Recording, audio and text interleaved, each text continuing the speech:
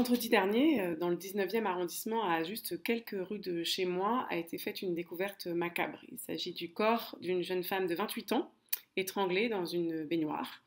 Et le principal suspect, son conjoint, est toujours en fuite et il est armé. Il est connu des services de police puisqu'il a déjà été poursuivi pour des faits de violence conjugale, mais il est aussi connu parce qu'il est lui-même membre des forces de l'ordre et que l'arme avec laquelle il est parti en cavale, c'est son arme de service, qui lui avait été laissée, malgré les violences dont il s'était déjà rendu coupable.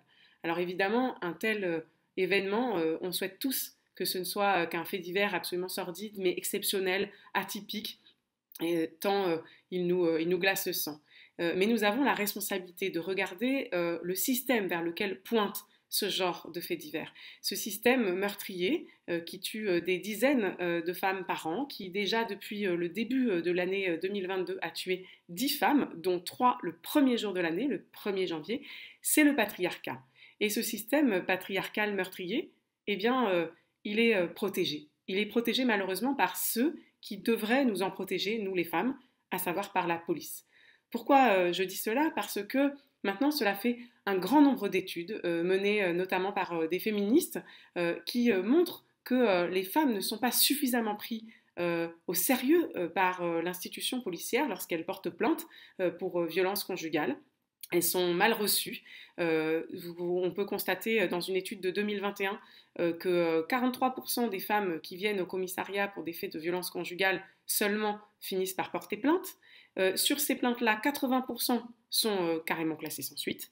Et vous avez récemment 66% de femmes qui ont répondu dans une étude menée par l'organisation Nous Toutes qu'elles avaient été mal reçues au commissariat, ce qui fait écho aux très nombreux témoignages qui avaient fleuri sur les réseaux sociaux avec le hashtag double peine, où des femmes expliquaient qu'elles avaient été particulièrement peu prises au sérieux lorsqu'elles avaient été au commissariat témoigner de violences, voire parfois avaient elles-mêmes été victimes d'une double peine, d'une seconde agression, agression sexiste de la part d'un officier incapable de recueillir leurs témoignages de victimes de violences. Alors, ces éléments nous effraient.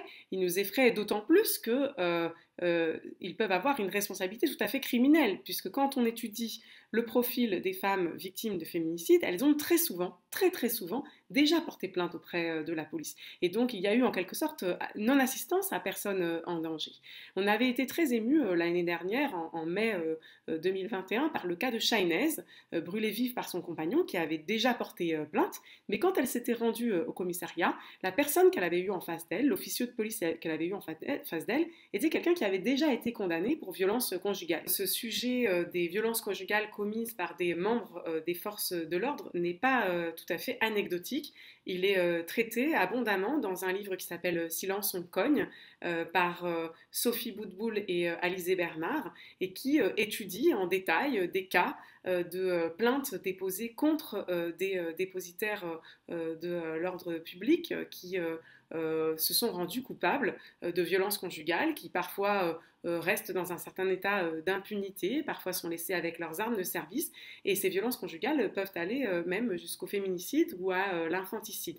Ce sujet ne fait que renforcer le sentiment qu'on peut avoir d'une police inapte à prendre en charge la question des violences faites aux femmes. Alors face à cela, il y a plusieurs attitudes possibles. Soit comme Schiappa et Darmanin, on décide de prendre tout le monde de haut et on affirme que 100% des policiers sont formés, c'est ce qu'a dit Marlène Schiappa il y a quelques mois, ou encore que les femmes portent systématiquement plainte et que ça donne systématiquement lieu à des poursuites judiciaires, comme l'a dit récemment Gérald Darmanin. Soit en réalité, on écoute tous ces témoignages, on lit attentivement ces études et on propose des réponses à cette situation. Alors la France Insoumise a plusieurs types de réponses. D'abord, elle propose avec les associations féministes de mettre 1 milliard sur la table pour répondre de façon globale à la question des violences faites aux femmes, allant aussi jusqu'à la question de l'accompagnement des femmes, de leur hébergement, à la question de la prévention, de l'éducation, etc.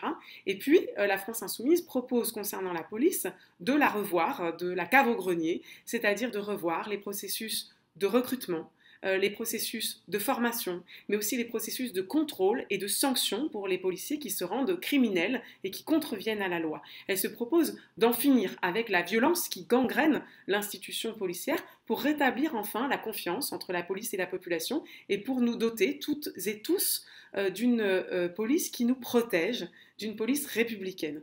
Si vous êtes intéressé par le détail de ces mesures, je vous renvoie au programme de la France Insoumise L'avenir en commun, porté par le candidat Jean-Luc Mélenchon. Vous pouvez aussi suivre les éditos de l'Insoumission qui vous présentent régulièrement des mesures de ce programme.